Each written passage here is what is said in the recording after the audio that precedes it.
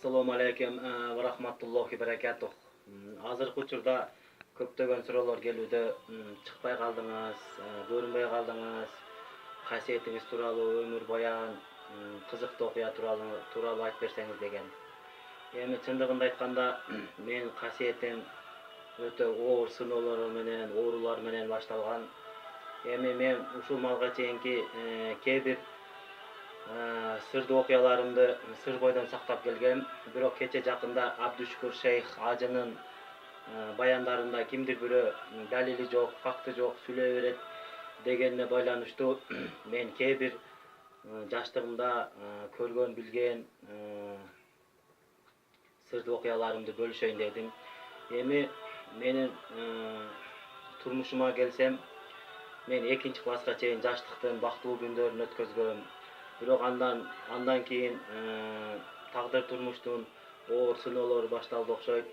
Ата-эненин ажырашуусу, 3 тууган 3 жакта өсүшүү, апа ыйык экен, мен апам менен кеткеним, бирок апам мени жетелеп айылына алып кеткени, бирок айылында 1 тууган тагалардын эмес, 3 тууган тагалардын биздин кабыл алганы, ошентип 3 жыл бою ал жакта мал кой багып жүргөнүм, ошентип тагдырдын, турмуштун ысык суук күндөрүндө бир мектептен бир мектепке окуп, көчүп 4 мектепте окуганым.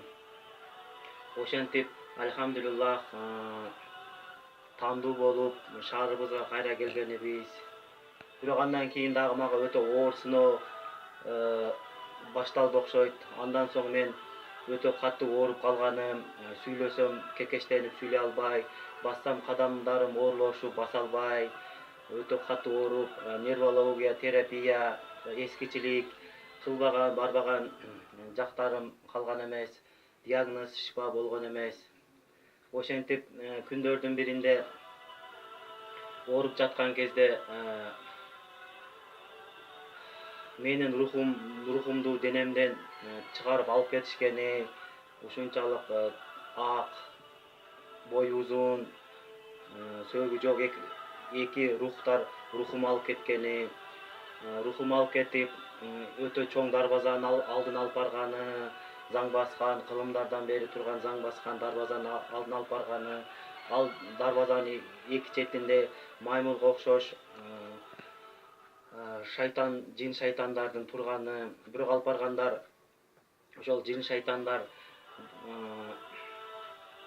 айтканды укпагандыгы, буйруктарды аткарбаган нерсе экенин, бул дарбазанын ичине да ошондой адамдардын түшүшүн алар мага түшүндүргөнү, дарбазаны ачканда ушунчалык кыйкырык, өкүрүк, бакырык, онтоону мен укканым, адамдардын эттерин майда кылып, майдалап, фарш сыяктуу майдалаганы, бирок ошо эттин деле, фарштын деле жаны болуп, өкүрүп, кыйкырып онтогонун менин көргөнүм.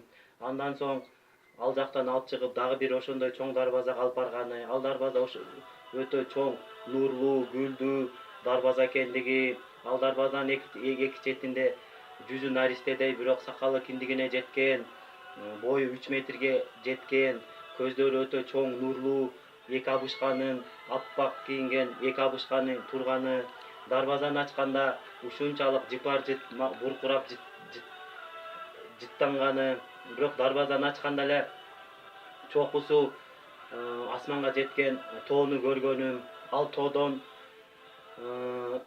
ушунчалык тунук, таза суунун агып атканы, бирок ошо суунун тегерегинде аппак кийинишип, адамдардын ушунчалык кубанышып, бактылуу болуп, жаңы төрөлгөн наристе менен эненин мээрим сезиминдей кубанышып жүрүшкөнү, ошондой кызыктуу окуяларды көргөнүм, ошол маалда кара сакал, кара селле, кара чепкен, колунда кылычы бар ошондой бир дажжалды көргөнүм. Андан ошонун эле ичинде кулагы уйдукундай, мүйүзү уйдукундай, куйругу уйдукундай тик, тиштери жолборстукундай курч, жарым келбети адам, жарым келбети жаныбар, жин шайтандарда көргөнүм ошол кездерде. алар деле Алланын жолунда ибадат, курманчылык кыл деп айткандары, ал жакта Фатиха Ихлас сүрөсүн укканым, бирок ошону мен кулагыма сиңирип койгону, ага чейин мен ал сүрөлөрдү билбегеним. Бирок ошондон кийин, ошол окуялардан кийин мен рухумду кайра денеме салганы, кайра денеме салып, кайра сакайып, болгон окуяны апама айтып бергеним. Бирок ошол ал жакта уккан Фатиха Ихлас сүрөсүнү мен ар бир тамгасына чейин жаттап алганым. Ошентип ушундай кызыктуу, адам баласы ишенгис кызыктуу окуялар болгон. Эми ал дүйнө дозок бейиш, ал дүйнө чындык. Бул дүйнө ар күнкү күн бул сыноо, күнүмдүк гана. Ал эми чыныгы түбөлүктүү дүйнө ал дүйнө. Ошон үчүн мен дүйнөдөгү бүт адамдарга айтат элем, адамдар, бул дүйнө убактылуу дүйнө. Ал эми түбөлүктүү дүйнө ал дүйнө. Мисалы үчүн телефон, адам деле телефондой. Телефон деле эскиргенде ыргытылат, бирок флешка сакталат.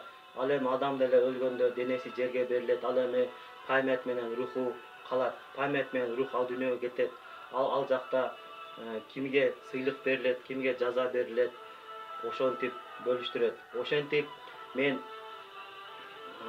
көптөгөн бир эмес эки окуу жайына тапшыргам, аскер кызматына баргам, бирок ушул оорунун айынан, ушул себепти айынан мен толук бүтүрө албадым. Альтернативный бүтүрүшкө туура келди. Ошентип мен Бишкек шаарындагы илим изилдөө борборунда окудум. Илим изилдөө борборунда иштедим, дарылап элдерди. Сууктан, туздан жапа чеккен элдерди гана дарылап иштеп жүргөм, дагы деле иштеп жүрүүдөмүн. Эми азыркы учурда менин чыкпай калганымдын себеби YouTube'га блогерлер тарабынан чыгарып берген соң, YouTube'га жакын алыс адамдардан бөлөк өскөн, бирок бир тууганыңан деле ошо жогоруда айтылгандай турмушта чоң кичине каталарымды, ошондой турмушта оор кыйынчылыктарымды айтып деп, жамандап, ошентип комментарийге чыгарып бергенден мен өзүмдүн касиетимди көрсөтпөй эле бир гана дарылык жагынан иштетишке чечтим. Бирок мен өзүмдөгү денемдеги биоэнергетикалык күчүмдү денемден чыгарып, ашыкча энергиямды бөлөк адамдарга бербесем, мен өзүмдүн ден соолугума терс таасирин тийгизишин көптөгөн профессор, алымдар деле айткан. Ошон үчүн азыркы маалда мен бир гана касиетимди дарылык жакка гана иштетүүдөмүн. Эми чындыгын айтканда, эми бир гана ошондой көрө албаган, бут тоскоон адамдарды бир гана аалам адамзаттын эгесине гана сабырдык менен гана дуа кылып, салып гана коюп, мен азыр өзүмдүн гана ишимди кылуудамын. Эми баарыңарга, көрөрмандарга бардыгынан бир эгебиз Алла ыраазы болсун.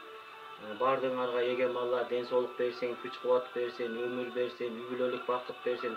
Бул дүйнөдө 100 жылдык өмүр бактылуу берсин. Ал дүйнөдө бейиштен насип кылсын. Мен бул нерсени айтып коюшум фарз жана карз. Ар бир адам бул дүйнөгө бир максат менен жаралат эмеспи? Балким мен бул дүйнөгө ушул чындыкты айтып коюш үчүн жаралгандырмын. Ошон үчүн адамдар ошол чындыкты айтып коюшум фарз. Ассаламу алейкум ва рахматуллахи ва баракатух. Алла ыраазы болсун бардыгыңардан.